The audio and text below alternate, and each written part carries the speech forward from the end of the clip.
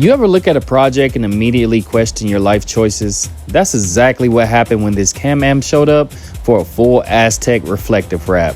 It looked like it came in a million pieces, no roadmap on how this thing was supposed to go together, just pure determination on my end to figure it out. So here's how it went.